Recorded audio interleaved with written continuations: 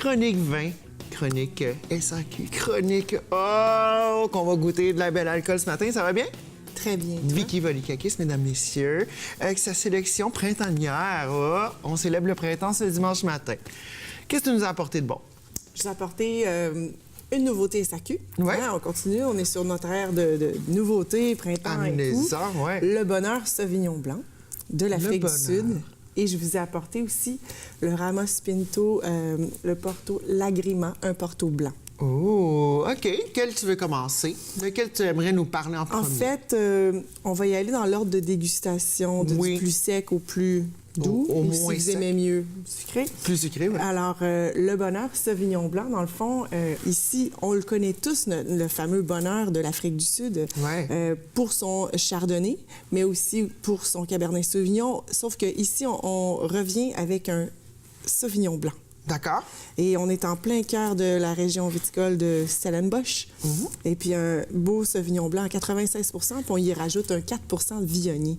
Ça donne quelque chose de vraiment magnifique, exceptionnel. Et on n'est pas dans notre traditionnel Sauvignon Blanc d'habitude. Je trouve qu'il est très raffiné, en tout cas. Je te fais goûter. Oui, on va goûter ça.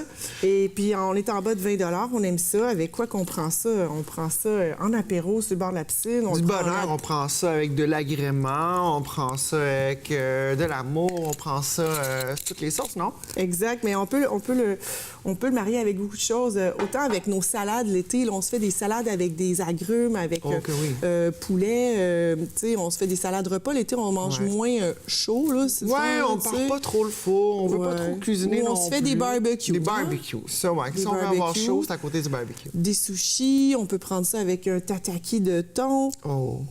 Tu sais, on est quand même assez aromatique, hein? Vraiment. Les fruits tropicaux qui nous viennent au nez, là. Ouais, les agrumes qui reviennent, là. Ouais. Ouais, comme tu dis, avec la salade, on pourrait se faire ça. Le tataki de thon, ouais, je le file. Je le sens bien. Il me semble que ça serait bon grillé, là, comme petite salade sur le côté, là, ouais.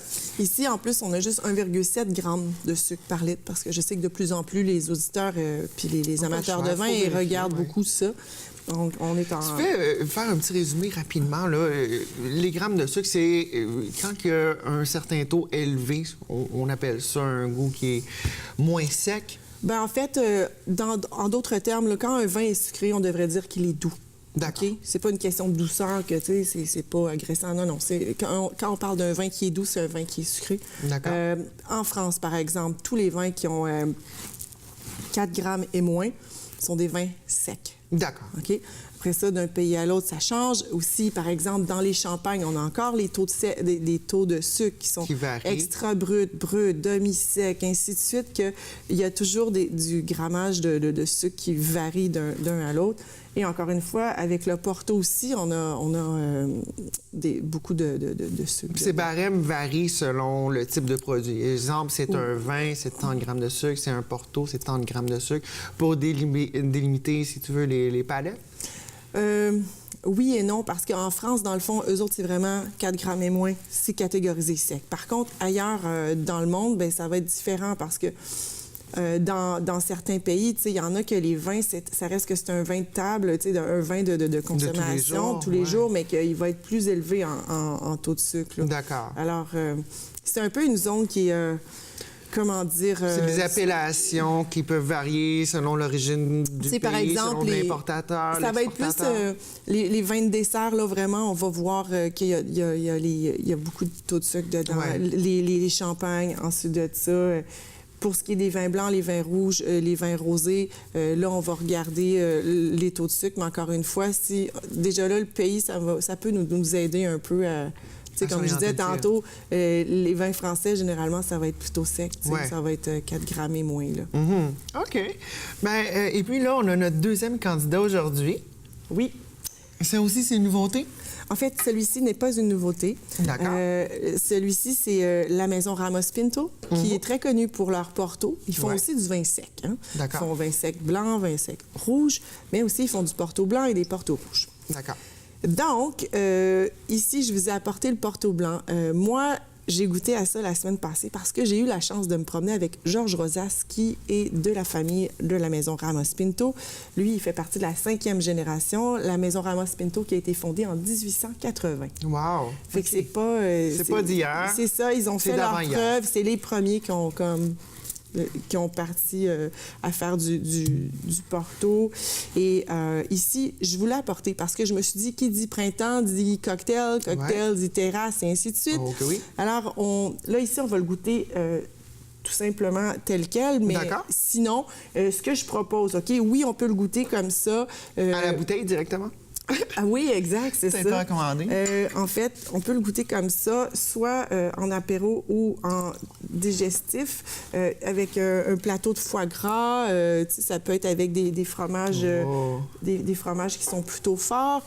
Copieux, là. Oui, exact. Puis sinon, on le prend en cocktail. Donc, on se fait un porto tonic. Pour les gens qui n'aiment pas le gin, bien, on transfère notre gin puis on se fait un porto tonic. Donc, porto blanc, des glaçons, un peu de tonic. On rajoute à ça peut-être de la menthe fraîche et puis un petit morceau de citron et puis voilà, le tour est joué. Ben, j'aime la recette parce que le gin tonic, c'est très populaire, mais c'est un drink, je sais pas, ça m'appelle plus ou moins. C'est ça, peut-être que ça va peut-être plus...